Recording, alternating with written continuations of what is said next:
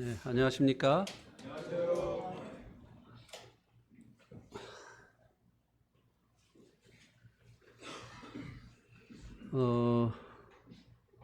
오늘은 베드로전서 5장 1절에서 4절까지 말씀이 되겠습니다.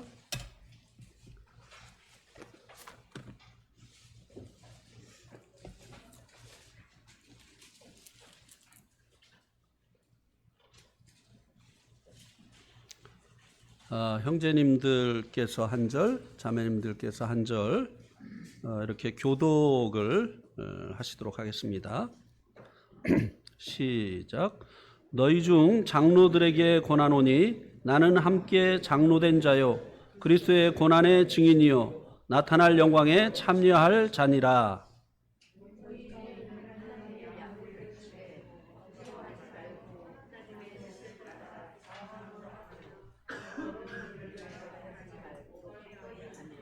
맡은 자에게 주장하는 자세를 하지 말고 양무리의 본이 되라.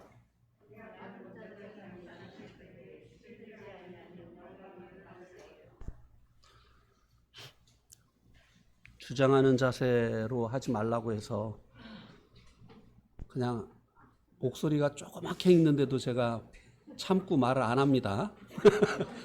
그러나 이렇게도 말할 수 있는 방법이 있다고 생각을 합니다. 오늘 이 본문으로 나눌 말씀의 제목은 교회 가운데 장로된 이들에게입니다.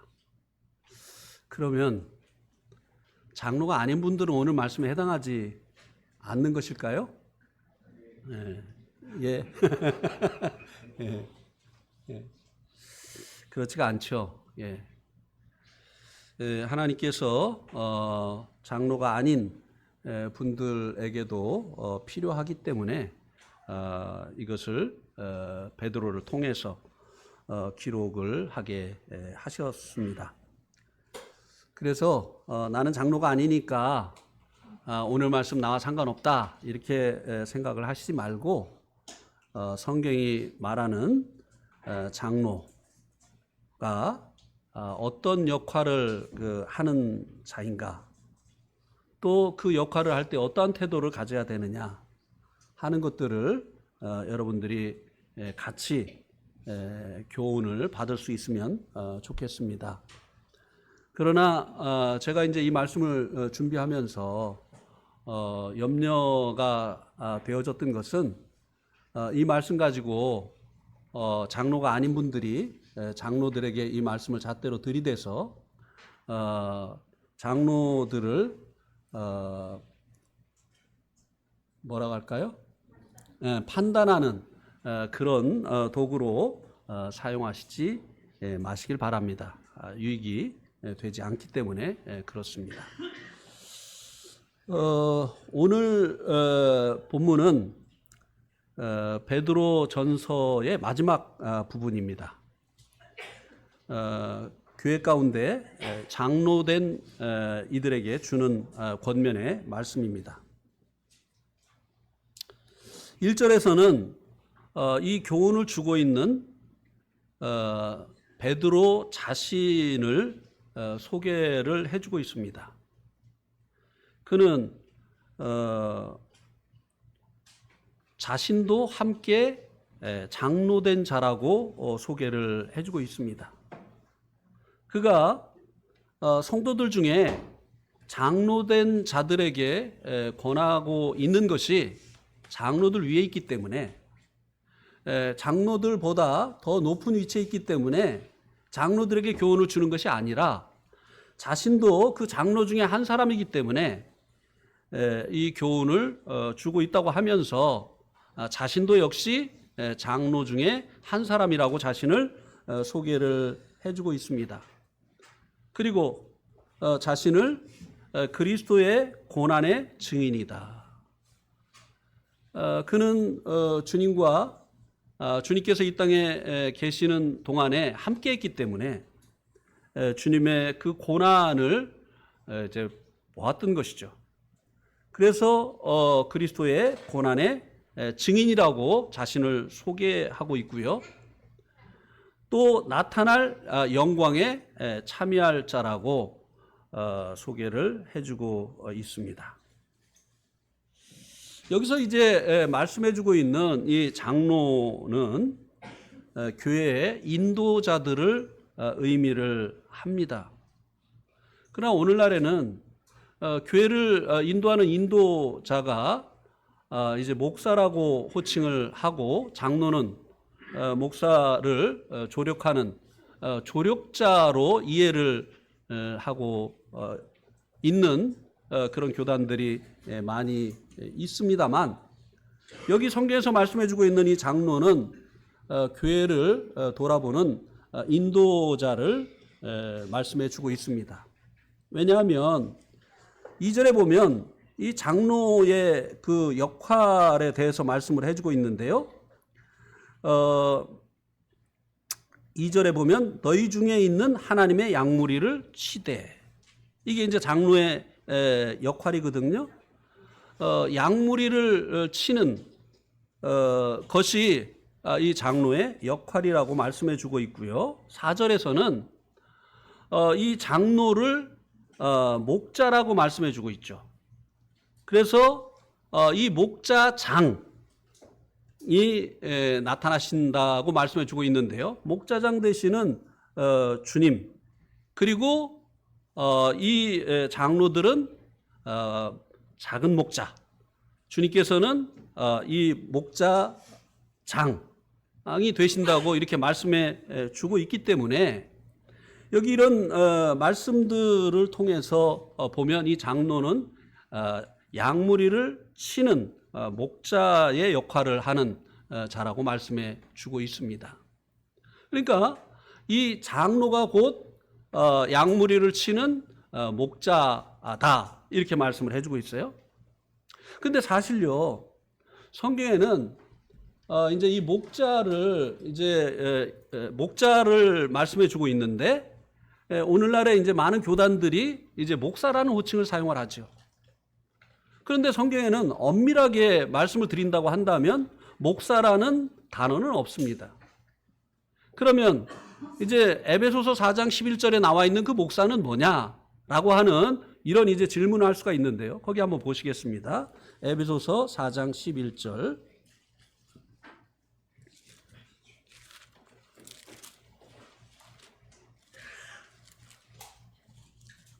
우리들이 가지고 있는 이 성경에 단 한 군데 에베소서 4장 11절에 목사라고 하는 단어가 나옵니다.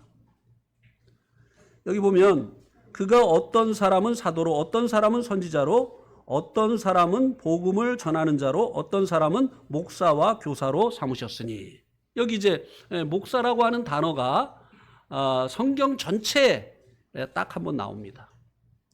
그런데 이제 그 신약 성경은 헬라어로 원문이 기록이 되어 있지 않습니까?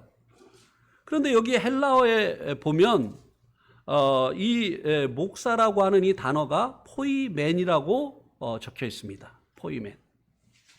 이 포이맨이 뭐냐면 영어로는 shepherd. 그 개 중에 shepherd라고 하는 개가 있죠.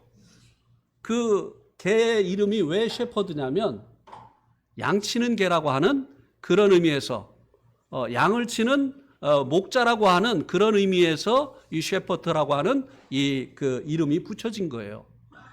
그래서 영어로는 셰퍼드, 그 다음에 이 원래 성경에 쓰여진 원어로는 포이맨이에요. 그런데 이 포이맨이라고 하는 단어가 또 어디에 쓰여졌느냐 하면 요한복음 10장을 한번 보시기 바랍니다. 요한복음 10장.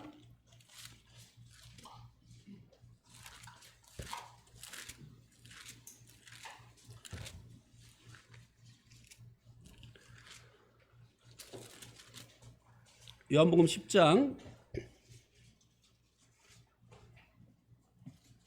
2절에 보면 문으로 들어가는 이가 양의 뭐라고요? 목자. 여기는 이제 목자라고 했는데 이 목자가 동일하게 헬라어에 보면 포이맨으로 되어 있어요. 예. 그러니까 이 포이멘 똑같은 이 단어를 요한복음 10장 2절에서는 목자라고 번역을 했고 에베소서 4장 11절에는 목사라고 번역을 했어요. 그러니까 정확히 번역을 했다고 한다면 목사가 아니라 목자입니다. 예. 그래서 실제적으로는 성경에 목사라고 하는 단어가 없는 것입니다. 그런데 왜 그러면 이 목사라는 이 단어가 이제 생기게 되어졌느냐 하면요. 은사와 이 직분을 잘 이해하지 못하는 데서 발생이 되어진 것입니다. 이 장로는 교회의 두 가지 직임 중에 하나입니다. 성경이 말하는 이 교회의 직임은 두 가지밖에 없어요. 물론 이 일반 이 교단에서는 뭐 권사도 있고 뭐 전도사도 있고 또 뭐 권찰도 있고 뭐 여러 가지 직임을 만들어냈습니다만 성경에는 그런 직임이 없어요. 성경이 말하는 직임은 장로와 집사밖에 없습니다. 이것은 직임이에요. 성경이 말하는 그 자격을 갖춘 자들이 이제 장로와 집사로 세워져서 교회를 섬기는 이런 일을 하게 되죠. 그런데 에베소서 4장 11절을 다시 한번 보시기 바랍니다. 에베소서 4장 11절.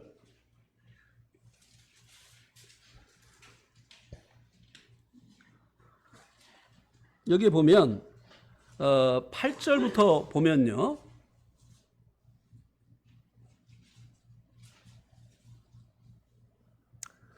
그러므로 이르기를 그가 위로 올라가실 때 사로잡혔던 자들을 사로잡으시고 사람들에게 선물을 주셨다 하였도다. 주님께서 이제 성육신 하시어서 이 땅에 내려오셨죠. 그리고 내려오신 그 목적을 십자가에서 이루시지 않았습니까? 하나님의 아드님이신 그분이 인자가 되셔서 사람의 아들이 되시어서 이 땅에 오신 목적이 바로 우리들의 죄들을 대속하시기 위해서 오셨기 때문에 죄가 없으심에도 불구하고 우리들의 죄를 대속하시기 위해서 십자가에서 돌아가시고 3일 만에 부활하셔서 승천을 하셨어요. 그런데 위로 올라가실 때에 승천하실 때 사로잡혔던 자들, 그러니까 주님께서 사단에게 죄로 말미암아 사로잡혔던 자들을 주님께서 값주고 피로 값주고 사시어서 다시 주님 것이 되게 하셨다는 거예요.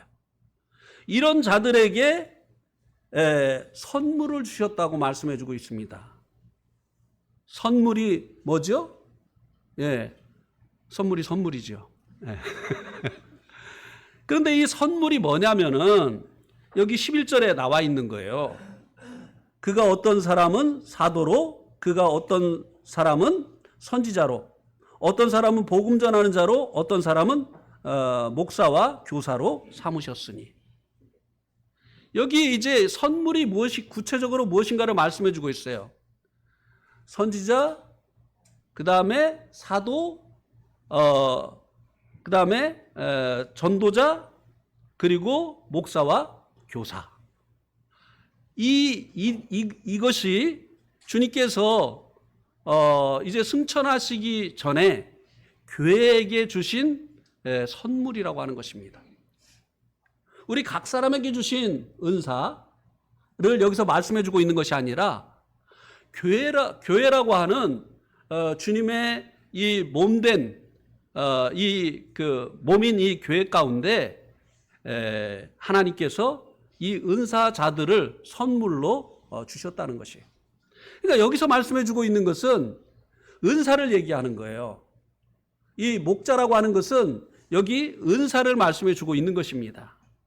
그래서 장로가 성경이 말하는 그 자격을 갖추어서 세워지게 되지만 장로가 무엇을 가지고 일을 합니까? 은사를 가지고 일을 하는 것이에요. 하나님께서 그 장로에게 이 목자의 은사를 주시어서 교회를 성도들을 양들을 치는 것처럼 성도들을 목양할 수 있도록 그렇게 하셨다고 하는 것입니다. 그래서 여기서 말씀해 주고 있는 이 장로는 목사 아래에 있는 목사를 돕는 조력자를 얘기해 주는 게 아니라 이 장로가 곧 교회를 돌아보는 목자라고 하는 것입니다. 그래서 그들이 양을 치고 그들이 목자다라고 이 본문에서 말씀을 해주고 있는 것이에요. 침례교가 오랫동안 장로를 세우지 않았습니다. 그래서 침례교회 목사 그 밑에는 안수 집사가 있었을 뿐이에요. 그런데 최근에 이 장로교회가 이 그 침례교회가 장로를 세웠습니다. 그럼 그동안은 왜 안 세웠느냐? 이 침례교회가 장로가 곧 목사라는 것을 알고 있었던 것이에요.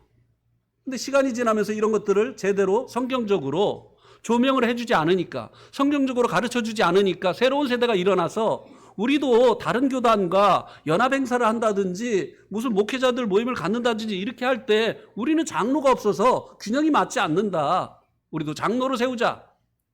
이렇게 해서 선배 목사들이 없는 틈을 타가지고 몇 차 총회인지 모르겠어요. 제가 들었는데 잊어버렸어요. 거기서 이제 침례교회도 장로를 세우게 되어졌다고 하는 것입니다. 그런데 이 미국의 남침례교회나 이런 데는 여전히 장로가 목사라고 하는 것을 알고 있습니다. 성경이 말하는 이 장로는 바로 양들을 치는 이 목자를 말씀해 주고 있는 것이라고 하는 것입니다. 제가 지난번에 남흥도 그 어디 갔어요? 안 보이네? 뭐 볼 일이 있는 모양이네. 자매가 아파서. 그 남흥도 형제님이 계신 그 요양원에 이제 갔더니 이제 굉장히 반가워하시더라고요. 그래서 이제 거기서 이제 상담을 하면서 제가 이제 그 목회를 하고 있다고 이렇게 얘기하니까 거기서 이제 알아서 목사님 그렇게 이제 부르더라고요, 저를. 그랬는데 이제 남도 형제님을 이제 그분하고 같이 가가지고 이제 이렇게 잠깐 제가 만났어요. 근데 남흥도 형제님이 저를 보자마자 그 사무실 직원에게 우리 장로님 이렇게 얘기를 하는 거예요. 이 사람이 혼돈이 오는 거예요. 아니 내가 목사라고 들었는데 이 양반은 왜 또 장로라고 하지? 이게 혼돈이 오는 거죠. 성경에서 말하고 있는 이 장로가 곧 목자라고 하는 것을 이제 이해를 하지 못하기 때문에 생기는 이런 이제 현상들이죠. 어쨌든 여기에서 말씀해 주고 있는 이 장로는 교회를 인도하는 인도자, 곧 목자를 말씀해 주고 있는 것이라고 하는 것입니다. 그래서 이제 이 본문은 이 장로, 곧 교회의 성도들을 목양하는 이 인도자, 목자에 대해서 말씀을 해주고 있습니다.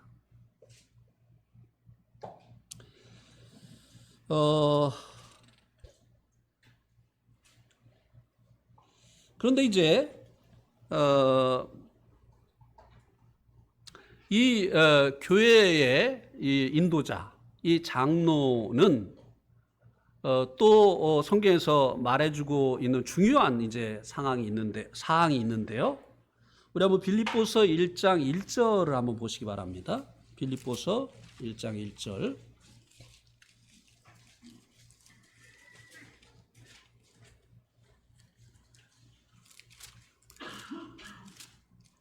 빌립보서 1장 1절에 보면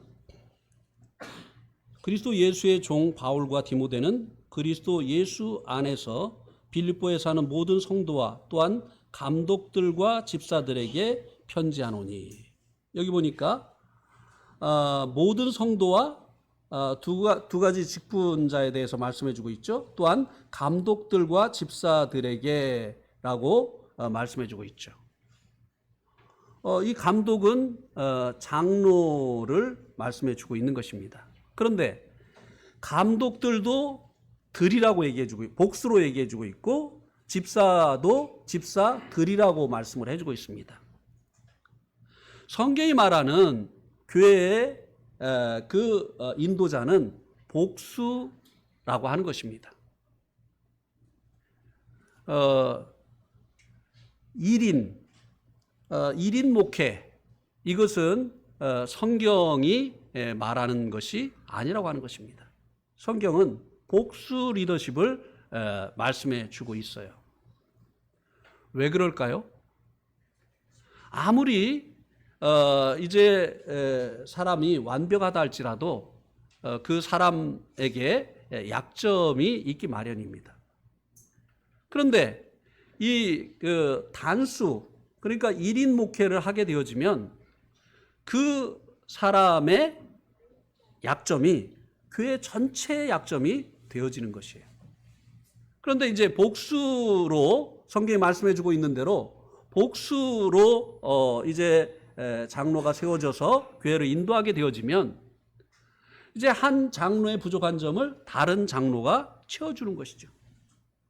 은사도 마찬가지죠. 한 사람에게 여러 가지 은사가 주어지지 않습니다. 어떤 장로에게는 목자의 은사가 주어졌는가 하면 어떤 장로에게는 이제 교사의 은사가 주어졌죠. 어떤 장로에게는 전도자의 은사가 주어졌고, 그래서 이 장로가 할 수 없는 일을 다른 장로가 하면서 서로가 서로를 보충해 주어야 되기 때문에 혼자서 다 할 수 없기 때문에 이 성경이 말하는 교회의 리더십은 복수 리더십이라고 하는 것입니다. 그래서 빌립보서 1장 1절에 감독들이라고 말씀해 주고 있어요. 또 혹시 이 감독들은 장로 위에 있는 또 다른 직분이 아니냐, 이렇게 이제 생각을 하실 수 있는데요. 이것도 확인을 하고 가겠습니다. 사도행전 20장 말씀을 한번 보시기 바랍니다.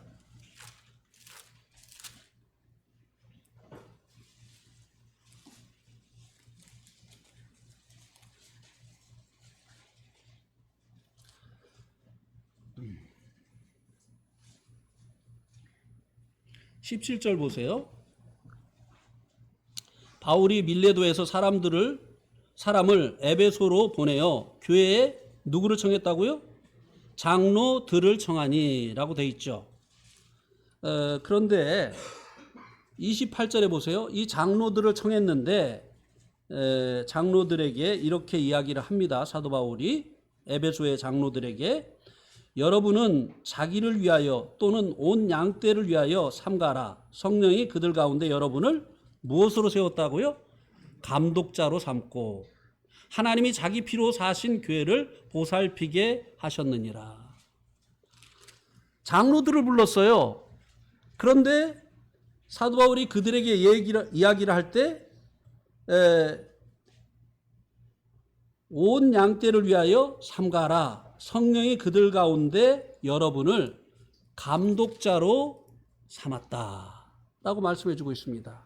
여기 이 말씀은 곧 장로가 감독이라고 하는 것을 말씀해 주고 있는 것이죠.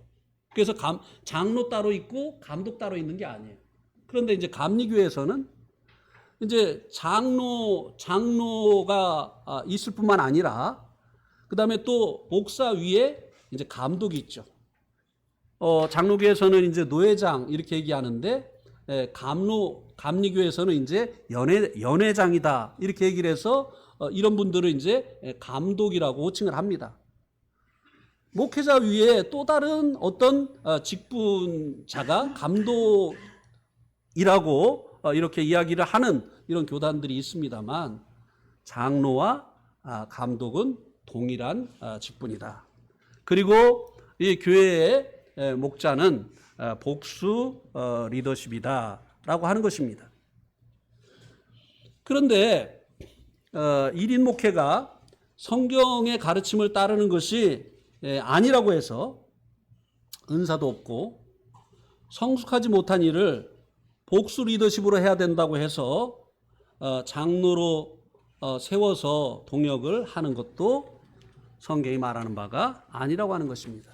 왜냐하면 장로의 그 자격을 말씀해 주고 있고 오늘 말씀에서도 성도들에게 본이 되어줘야 되고 모든 면에서 그래서 그 본으로 가르칠 수 있을 만큼 성숙해야만 장로로 세워질 수 있다고 말씀해주고 있기 때문에 그렇습니다. 한번 3절 말씀 한번 보시겠습니까? 여기 그것을 말씀해주고 있죠. 장로들에게 맡은 자에게 주장하는 자세를 하지 말고 양무리의 본이 되라. 예. 여러분 혹시 서양의 그 목자들과 중동의 그 목자의 차이점을 알고 계십니까? 예, 알고 계신 분 계실 거예요. 근데 제가 대신 말씀을 드리겠습니다. 서양의 목자들은 카우보이라고 하죠. 예. 이 카우보이들이 말을 타고 양들을 어떻게 몹니까? 뒤에서 채찍질을 하면서 막 몰아갑니다. 그죠? 예. 그런데 이 중동의 목자들은 말 타고 뒤에서 그 양들을 막 몰아가질 않아요. 중동의 목자들은 앞에 가면서 양들 앞에 가면서 노래를 부른다든지 아니면은 피리를 분다든지 이렇게 해서 자기가 가는 길을 양들이 따라오도록 한다고 하는 것입니다. 이 중동의 목자의 모습이 바로 성경에서 말하는 목자의 모습이죠. 주장하지 않고 강요하지 않고 목자가 성도들이 가야 될 길이 어디인지 앞서가면서 본을 보여준다고 하는 것이에요. 그래서 복수 리더십이라고 해서 아직 성도들에게 본이 될 만한 그런 신앙의 성숙이 되어지지 않았는데 복수 리더십으로 하기 위해서 그런 성도들을 세워서 같이 동역하는 거 이것도 성경적인 것이 아니라고 하는 것입니다. 기다려야죠. 네. 그래서 주님께서 때가 되어진 것을 보여주셨을 때 세우고 그리고 이제 동역을 하게 되어져야 된다고 하는 것입니다. 자, 서두에서 말씀을 드렸습니다만 베드로가 이제 자신을 소개를 하고 있는데요. 자신도 장로 중에 한 사람이라고 소개를 합니다. 그가 장로 위에 있는 물론 그가 은사가 사도였죠. 베드로는 사도이면서 주님의 그 사도이면서 교회 가운데 이제 장로였었죠. 그러나 이 사도는 아까 에베소서 4장 11절에서 말씀해 주고 있는 대로 교회에 주신 선물, 은사라고 하는 것입니다. 이것은 어떤 그 장로 위에 있는 어떤 직분이 아니고 그 은사라고 하는 것이죠. 그래서 이 베드로가 자신을 동일하게 성도들 중에 이제 장로라고 소개를 하면서 동일한 그 직분을 가지고 있는 이 장로들에게 권면을 하고 있는 것입니다. 먼저 된 장로로서 경험과 지혜로서 권면을 하는 것입니다. 두 번째는 자신을 고난의 증인이라고 소개를 해주고 있습니다. 그는 주님과 동행하면서 주님께서 여우도 굴이 있고 공중에 나는 새도 집이 있건만 인자는 머리 둘 곳이 없도다고 말씀하신 대로 예루살렘에 오셨을 때는 그 누구도 주님을 자신의 집으로 영접지 아니하였기 때문에 감람산에서 밤을 지새시던 그 산에서 밤을 보내시던 주님의 모습을 보았어요. 그분이 하나님의 아들이심에도 불구하고 땅에서 평범한 사람들이 누리는 것도 누리지 못한 이 고난 가운데 사셨다고 하는 것을 이 베드로가 가까이서 목격을 했다고 하는 것입니다. 그리고 사람의 그 집에서 잔다고 하면 이제 그 나사로와 그리고 또 마리아 마르다가 있는 베다니까지 가셔서 숙박을 하시는 그런 모습을 보았던 것이죠. 뿐만이 아닙니다.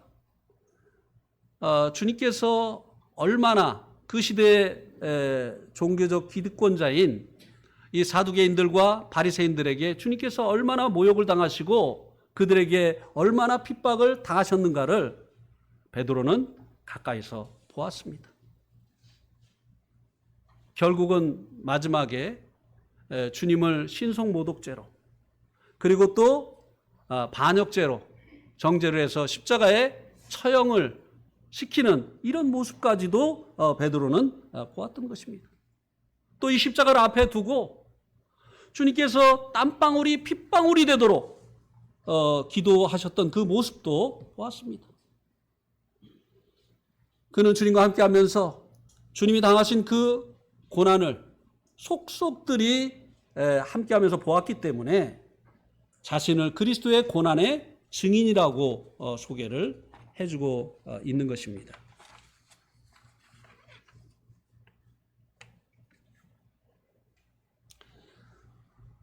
이제 다음으로 베드로가 자신을 영광에 참여할 자다라고 이제 소개를 해주고 있습니다. 주님의 부활을 통해서 그분의 그 영광의 일부를 보았습니다. 또 이 부활을 통해서 죽음을 이기시는 주님의 그 능력을 통해서 주님의 영광을 보았던 것이죠. 또 주님께서 이 고난을 통해서 구원자의 영광을 획득하신 것도 그가 이해하고 보았던 것입니다. 우리 한번 히브리서 2장 10절 말씀을 한번 보시겠습니다. 히브리서 2장 10절.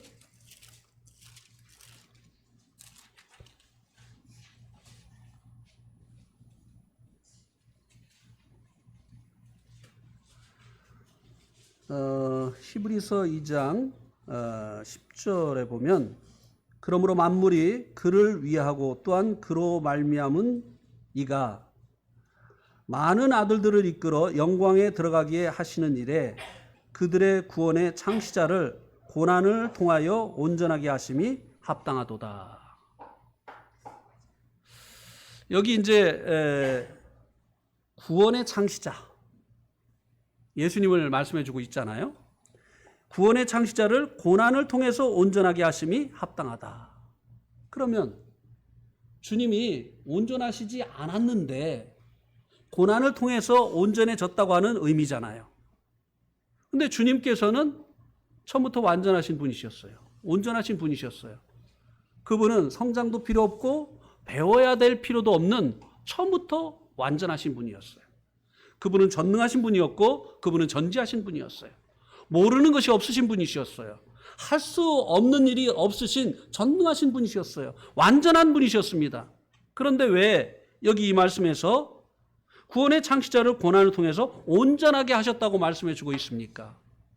그가 예수님께서 이 고난을 받지 않으셨다고 한다면 그분은 그래도 고난을 받지 않으셨다 할지라도 그분은 이제 세세토록 찬송을 받으실 하나님이셨기 때문에 영광을 받으셨을 것입니다.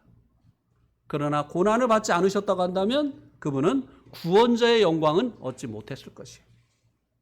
그죠? 그러니까 이 구원자의 영광은 고난을 통해서 획득한 거예요. 이것은 마치 뭐와 같으냐면요. 엄마라고 하는 이 영광스러운 호칭을 여자라고 해서 다 듣는 게 아니에요. 그죠? 누가 엄마라고 하는 이 영광스러운 호칭을 듣게 되죠?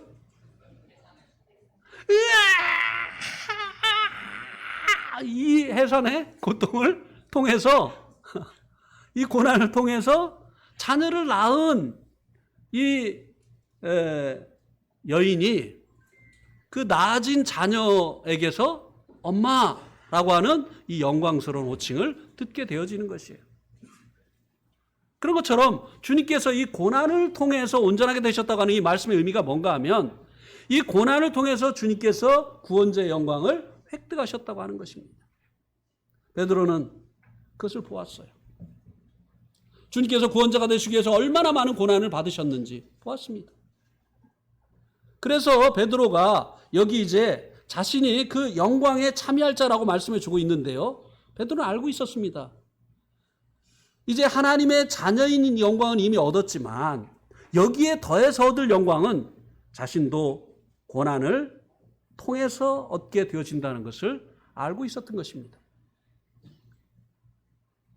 갈라디아서 6장 6절에 보면 사람이 무엇으로 심든지 심는 대로 거두리라고 했습니다. 육체를 따라서 심는 자는 육체를 따라서 썩어진 것으로 거두고 성령을 쫓아서 심는 자는 영생을 거두리라고 말씀해 주고 있습니다. 여기서 말하는 영생은요, 영생의 질을 얘기해 주는 거예요. 우리가 영원토록 이제 하나님 나라에서 살게 되어질 것인데 모두가 똑같은 영광을 얻는 건 아니에요. 우리가 이 땅에 있는 동안에 주와 복음을 위해서 얼마나 고난을 받았느냐와 미래에 얻게 되어질 이 영광이 비례한다고 하는 것입니다. 예. 육신을 쫓아서 구원받은 이후에도 자기가 원하는 대로 살았던 사람과 이제 자기를 부인하고 십자가를 지고 자신의 세계 속에 주님의 뜻이 이루어지기를 원하여서 주님께 순종하느라고 여러 가지 그 고난을 받았던 사람이 동일한 영광을 얻는다면 하나님은 공평하신 분이 아니죠. 하나님 공평하신 분이기 때문에 사람이 성도들이 구원받은 이후에 어떻게 살았느냐를 보시고 그 영광을 차등적으로 허락하신다고 하는 것입니다. 베드로는 이것을 보았어요. 주님을 통해서 보았어요. 그분이 하나님, 영광의 하나님이시지만 이 십자가의 고난을 통해서 구원자의 영광을 획득하셨다고 하는 것을 보았습니다. 그래서 그가 말하고 있는 이 영광에 참여한다고 하는 이 의미가 단순히 하나님 자녀의 이 영광을 얻는 것만을 말씀해 주고 있는 것이 아니라고 하는 것입니다. 우리들에게도 이것을 교훈해 주고 있는 것이에요. 주님께서 직분을 맡기신 자들에게 교훈해 주고 있는 것이에요. 영광을 얻기 위해서 고난도 받아야 된다고 하는 것을 말씀해 주고 있는 것입니다. 우리들도 영광에 참여할 자죠. 이것에 대해서 골로새서 3장 4절에서 말씀을 해주고 있죠. 한번 골로새서 3장 4절 말씀을 보겠습니다. 우리 한번 같이 읽어보겠습니다. 골로새서 3장 4절 시작. 우리 생명이신 그리스도께서 나타나실 그때에 너희도 그와 함께 영광 중에 나타나리라. 자, 우리의 생명이 그리스도와 함께 하나님 안에 감춰져 있어요. 이게 무슨 말이냐면요, 우리의 이 영광스러운 이 신분이 지금은 드러나지 않는다는 것이에요. 그러니까 이 세상 사람들이요, 하나님의 아들들을 우습게 보는 거예요. 안 보이니까. 그리고 이제 그 세상적으로 보이는 권력을 가진 사람들, 또 보이는 재물을 가진 사람들을 이제 존중하고 그렇게 하지만 그들에게 이제 영광을 돌리지만, 그러나 우리에게는 더 큰 영광이 있어요. 그런데 이게 지금은 그리스도 안에서 하나님 안에 감춰져 있어요. 하나님의 아들들이라고 하는 영광이 얼마나 큰 겁니까?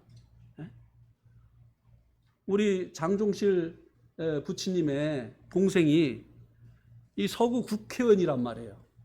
그것만 해도 얼마나 큰 영광이에요. 그 자녀들이 얼마나 아버지를 영광스러워 하겠어요. 어디 가면은 우리 아버지가 누군지 알아? 우리 아버지 성함이 장종태신데 그분이 누군지 알아? 하나님의, 그렇다고 한다면 하나님의 자녀의 이 영광은 얼마나 더 큰 것이냐고 하는 것이에요. 근데 이게 지금은 감춰져 있을 뿐이에요. 근데 이게 언제 나타나느냐? 주님께서 영광의 왕으로 오실 때 우리도 영광 중에 나타나게 되어진다고 하는 것입니다. 그런데 이 영광은요, 우리 모두가 다 가지고 있는 영광이에요. 여기에다가 더해서 영광을 얻을 수 있는 기회가 지금이라고 하는 것입니다. 우리에게 구원받은 이후에 시간을 허락하신 것은 우리가 하고 싶은 일, 우리의 꿈을 이루라고가 아니라 주와 복음을 위해서 살라고, 또 이 얻은 영광 위에 영광을 더해서 얻으라고 우리들에게 시간을 허락하신 것이라고 하는 것입니다. 영광에 참여할 자라고 하는 자로 베드로가 자신을 소개하는 이 말씀 속에서 우리들에게도 이와 같은 교훈을 주고 있다고 하는 것입니다. 2절에서 3절에서는 이제 이 장로의 일을 하게 될 때 어떠한 마음과 태도로 이 일을 해야 되느냐를 말씀해 주고 있습니다. 4가지 권면을 해주고 있는데요. 실제적인 것입니다. 첫 번째는 목양을 억지로 하지 말라고 했습니다. 이 장로의 자격 중에 디모데전서 3장 1절에 보면 선한 일을 사모하는 자여야 된다고 말씀해 주고 있습니다. 그런데 이제 간혹 보면은 그 사람이 세상 일을 굉장히 사모해요. 세상에서 출세하는 거, 세상에서 부자가 되는 거, 세상에서 유명한 사람이 되는 거에 마음이 다가 있어요. 근데 그런 사람을 억지로 장로를 만드는 경우가 있죠. 네. 그래서 그 사람의 마음은 다른 데 있는데 직분이 주어졌으니까 억지로 하는 이런 경우가 있어요. 그래서 이 장로의 자격 중에 하나가 이 영적인 일을 사모해야 된다는 것입니다. 이 선한 일을 사모해야 된다는 것이에요. 네. 관심은 다른 데 있는데 이분이 지명도가 있는 분이니까 이런 분을 우리 교회에 장로로 세워놓으면 우리 교회가 발전하는데 도움이 되겠다. 이거 아니라는 것이죠. 무엇보다 영적인 일에 관심이 있는 이와 같은 자들을 세워야 된다고 하는 것이죠. 이렇게 선한 일을 사모하는 자가 세워졌을 때 억지로 하는 것이 아니라 자원하는 마음으로 할 수 있는 것이기 때문에 그렇다고 하는 것입니다. 둘째로는요, 하나님의 뜻을 따라서 자원함으로 하라고 하는 것입니다. 이거는 억지로와 반대가 되는 것이죠. 자원하는 마음으로 장로의 일을 하라고 하는 것입니다. 그러나 이것이 자기의 뜻을 따라서가 아닙니다. 하나님의 뜻을 따라서 자원함으로 하라고 말씀해 주고 있습니다. 한 사람이 장로가 되어지는 하나님의 뜻이 무엇일까요? 그것은 디모데전서 3장 1절에서 7절, 디도서 1장 6절에서 9절 말씀에 나와 있습니다. 이와 같은 자들이, 이런 자격을 갖춘 자들이 장로가 되어지는 것이 하나님의 뜻이라고 하는 것입니다.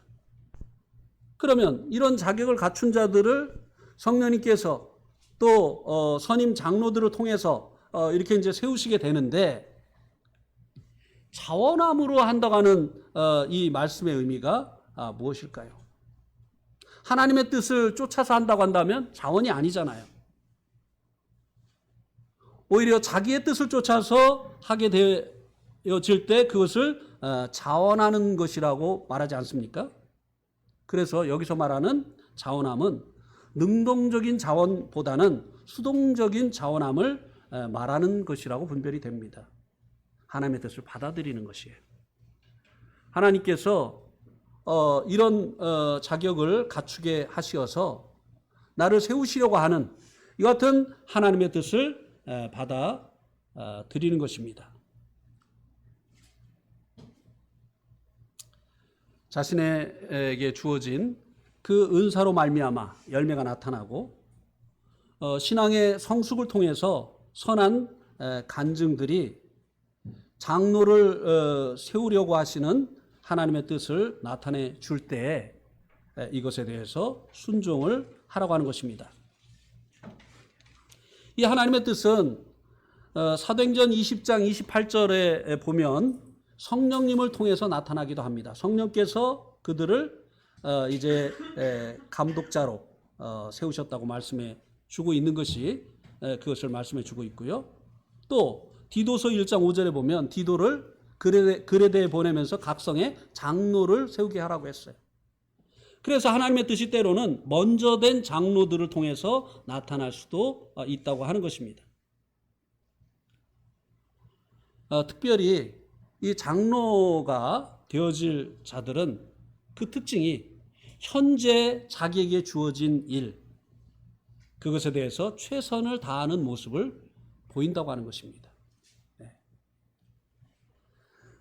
그리고 이제 세 번째는 장로의 일을 하는 그 마음의 태도가 어때야 된다고 말씀해 주고 있느냐 하면 기꺼이 하라는 것입니다.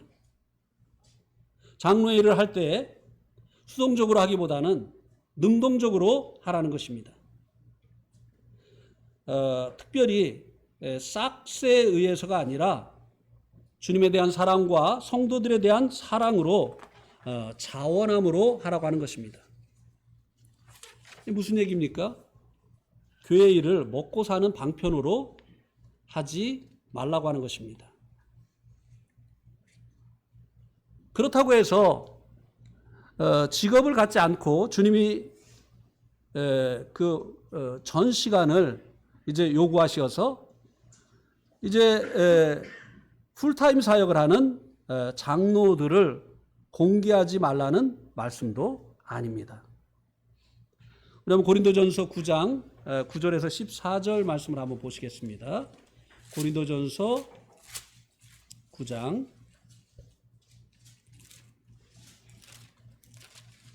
9절에서 14절에 보면 모세의 율법에 곡식을 밟아 떠는 소에게 망을 씌우지 말라 기록하였으니 하나님께서 어찌 소를 위하여 염려하심이랴 이냐 오로지 우리를 위하여 말씀하심이 아니냐 과연 우리를 위하여 기록된 것이니 밭 가는 자가 소망을 가지고 갈며 곡식 떠는 자가 함께 얻을 소망을 가지고 떠는 것이라.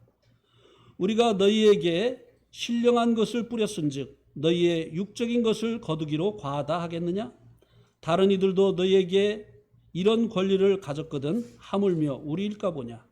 그러나 우리가 이 권리를 쓰지 아니하고 범사에 참는 것은 그리스도의 복음에 아무 장애가 없게 하려 함이로다. 성전의 일을 하는 이들은 성전에서 나는 것을 먹으며 제단에서 섬기는 이들은 제단과 함께 나누는 것을 너희가 알지 못하느냐? 이와 같이 주께서도 복음 전하는 자들이 복음으로 말미암아 살리라 명하셨느니라. 예. 주님의 일에 전시간 헌신한 이런 그 일꾼들의 생활의 그 필요를 채우는 것은 너무나 당연한 일이라고 말씀을 해주고 있습니다. 더러운 일을 위해서 하지 말라고 하는 이 말씀이 이런 일꾼들을 공개하는 일조차 하지 말라고 하는 그런 의미가 아니라고 하는 것입니다. 일꾼 자신이 월급 받으려고 일을 해서는 안 된다고 하는 것입니다. 월급쟁이 노릇을 하려고 여러 가지 직업 중에 이 직업을 택하는 것이 되어지면 안 된다고 하는 것입니다. 제가 이제 네팔에 갔을 때, 그 네팔의 이제 기독교인들의 분위기가 이제 어떠냐면요. 네팔이 가난한 나라고 기독교 인구가 이제 적다 보니까 또 회교가 국교인 나라다 보니까 이제 선교사들이 와서 일할 만한 그 일꾼들을 찾아요. 그건 이제 좋은 것이 아닌데 그러다 보니까 기독교인들 중에 조금 똑똑한 사람들이 이런 선교사를 만나기를 원해요. 선교사를 만나면 제가 열심히 주님을 하겠습니다. 이렇게 하면 그 선교사가 그래 열심히 하라고 하면서 이제 그 생활의 필요를 이제 채워주죠. 그래가지고 이 네팔 말로 이제 이런 것을 추구하는 사람들이 하는 말이 있어요. 그 말이 뭐냐면은 비데 씻고 빠니 첫띠 삐했다 뻔히 아운쳐 이렇게 합니다.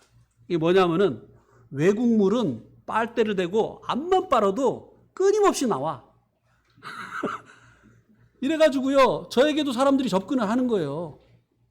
뭐 어떤 사람은 자기가 이제 네팔 전역을 복음화시킬 이런 이제 플랜을 막 써가지고 와가지고 이제 저한테 왔어요. 그러면서 저한테 이걸 읽어보래요. 자기가 이런 꿈을 가지고 있다고. 보니까 뭐 대단해요. 막 뭐 그 몇 개월 동안 어느 지역을 이제 복음화 시키고 주로 이런 내용이에요. 근데 맨 마지막 장이 뭐냐면은 이렇게 하려면 돈이 얼마나 들어가나 이거예요. 그러니까 이제 자기가 이렇게 할 거니까 당신 선교사로 왔으니까 이제 내가 이렇게 할 수 있도록 이제 도와달라는 거죠. 싹군입니다. 저는 이런 싹군들에게 절대 일을 부탁하지 않았어요. 그리고 돕지 않았습니다. 네. 처음에 이제 연결되어진 그 형제도 저에게 이제 그랬어요. 내가 당신 네팔 말도 지금 못하고 지금 상황에서는 힘드니까 내가 할 테니까 당신은 나를 위해서 기도해주고 나를 이제 서포트를 해줘라. 이렇게 얘기를 하길래 급할 거 없다. 하나님이 하나님이 너의 전 시간을 사용하시기를 원하시면 언제 불러도 하나님 부르시니까 네가 미리부터 이렇게 급하게 할 필요 없다. 직업을 가져라. 그러니까 너무 실망을 했죠. 다른 선교사들은 막 일하겠다고 하면 그러냐고 하면서 귀한 사람 만났다고 하면서 막 월급을 주고 일을 이렇게 하라고 하고 이렇게 하는데 저는 그렇게 하지 않았거든요. 그래서 일을 하라고 하니까 이 형제가 할 수 없이 이제 템포라고 하는 것을 운전하기 시작했어요. 쇠발 그 오토바이 엔진으로 하는 쇠발 택시인데 그게 막 디젤로 하거든요. 그러니까 막 저녁 때 일하고 막 코가 새카매요. 나한테 보여주는 거예요. 얼마만 하면은 나를 이제 불러주겠지. 근데 암만 해도 제가 불러주지 않거든요. 왜냐하면 주님이 부르셔서 주님이 또 은사를 주시고 또 일할 만한 일터가 형성이 되어지고 그렇게 했을 때 주님이 부르셔서 일하게 하시고 또 주님의 일꾼을 주님께서 이제 공급하시잖아요. 그래서 이제 기다리고 일하고 한 거죠. 네. 그래서 이 월급이 일을 하는 목적이 되어져서는 안 된다고 하는 것입니다. 주님에 대한 사랑, 영혼들에 대한 사랑, 성도에 대한 이 사랑, 이것이 사역의 동기가 되어져야지. 그렇지 않으면 이제 싹군이 되어지는 것이죠. 이 싹군들은 선한 목자와 싹군의 차이가 뭐라고 요한복음 10장에서 말씀해 주고 있죠? 싹군의 차이와 선한 목자의 차이가 요한복음 10장에서 뭐라고 얘기해 주고 있죠? 이리가 오면 판명이 나요. 이리가 오면 싹군은 어떻게 해요? 자기 양이 아니잖아요. 자기는 주인 양을 치고 월급 받는 거잖아요. 그러니까 이 싹군은 도망갑니다. 그런데 선한 목자는 이 양들을 보호하기 위해서 싸우는 거죠. 그럼 이 이리가 뭘까요? 이 싹군들을 도망가게 하는 이 이리가 뭘까요? 월급 안 줘보면 알아요. 이게 일이에요. 경제적으로 어려운 가운데 처하게 되어지면 그 월급이 목적이었기 때문에 거기를 떠나게 돼 있어요. 싹군은 이리와 같은 어려움이 오게 되어지면 그 자리를 벗어나게 됩니다. 어쨌든 이 싹을 위해서 일하지 말고 여기 말씀에 보면 기꺼이 하라고 말씀해 주고 있습니다. 네 번째는 양무리의 본이 되라고 말씀해 주고 있습니다. 양무리에게 주장하는 자세를 취하지 말고 오히려 양무리의 본이 되어져야 될 것에 대해서 말씀을 해주고 있습니다. 개인의 경건 생활이라든지 교회 생활이라든지 가정 생활이라든지 건강한 부부관계, 자녀 양육, 건전한 사회생활, 착실한 직장생활 이런 모든 것들이 성도들에게 본이 되어져야 된다고 하는 것입니다. 대부분 보면요, 헌금이 안 나오는 교회는 장로가 헌금을 안 하는 교회예요. 보고 배우는 거예요. 장로가 헌신을 안 하면요, 성도들도 그거 보고 배워요. 우리가 무명으로 하니까 모를 줄 알죠. 이상하게 알게 돼요. 그죠? 네. 그렇습니까? 안 그렇습니까? 그렇습니다. 아닌 것 같아요.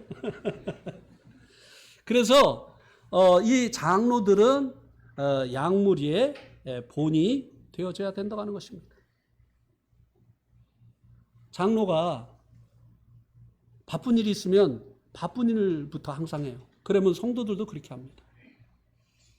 아무리 바쁜 일이 있어도 주님의 일을 우선순위에 두는 이 장로들을 보고 배운 성도들은 또 그렇게 합니다. 아무리 바쁜 일이 있어도 그 일을 제쳐놓고 이제 교회에 나오고, 그리고 이제 주어진 일들을 하는 것을 우선순위에 놓게 되어지는 것이죠. 그런데 고린도 교회는 참 이상한 교회예요. 왜냐하면 사도 바울이 본을 보였잖아요. 근데 이 교회는 아주 말도 많고 지식도 많은데 문제가 정말 많은 교회였어요. 네. 얼마나 헌금을 안 했으면 헌금에 대해서 그렇게 많은 부분을 할애를 해서 얘기를 했겠습니까, 사도 바울이. 네. 말도 잘하고 그리고 또 은사도 있고 이랬는데 실제적인 헌신이 없는 교회, 오히려 문제가 넘치는 교회였어요. 그러면 사도 바울이 본을 안 보였기 때문일까요? 그렇지는 않아요. 네. 덜어는 그렇지 않은 경우도 있습니다만, 어쨌든 한번 고린도전서 11장 1절 말씀을 한번 보시겠습니다.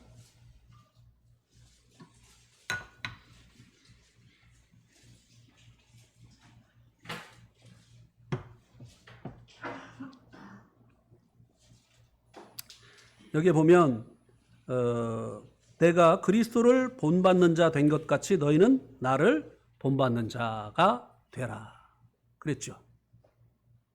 근데 우리는 이제 이런 얘기 많이 듣잖아요. 사람 보면 안 돼? 그러면 실족해. 주님만 바라봐. 무책임한 얘기예요. 사도 바울은 내가 주님을 본받는 자가 되어진 것처럼 너희는 누구를 본받으라고요? 나를 본받으라. 네. 여기 이 말씀에도 양무리의 본이 되라고 했어요. 네. 나보지마가 아니라 내가 주님을 본받음으로 인해서 성도들이 이제 나를 본받도록 매사에 행해야 된다고 하는 것입니다. 자기는 헌금 안 하면서 성도들에게 헌금하라고 하고, 자기는 경건의 시간 안 하면서 성도들에게 경건의 시간 하라고. 이게 아니죠, 이건. 네. 4절은 그 결과에 대해서 이렇게 이제 장로가 행하게 될 때 어떤 결과가 나타나게 되는가를 말씀해 주고 있습니다. 그리하면 목자장이 나타나실 때 시들지 아니하는 영광의 관을 얻으리라. 일에는요, 항상 그 일에 대한 평가가 있고요, 평가에 따르는 포상과 징벌이 있는 것입니다. 장로의 일을 잘하는 자들에게는 시들지 아니하는 영광의 관이 주어지리라고 말씀해 주고 있습니다. 여기서 말씀해 주고 있는 이 상은 시들지 않는 상이라고 하는 거예요. 이 세상에서 받는 그 상과 비교가 되어지는 것이죠. 영원한 것입니다. 이것은 구체적으로 천년왕국과 천국에서 주어지는 통치권으로 저는 분별을 합니다. 잠깐의 수고가 이와 같은 영원한 영광을 얻게 한다면 기꺼이 해야 하지 않겠습니까? 주님께서 소자에게 물 한 잔을 준 것도 그 상을 잃지 않으리라고 말씀하셨습니다. 예, 오늘 이 말씀은 장로와 그리고 또 장로의 아내들과 그리고 또 장로가 되어져야 될 모든 이들에게 주시는 말씀입니다. 이 말씀을 기억하시고 삶 가운데서 이 말씀을 실천할 수 있게 되기를 바랍니다.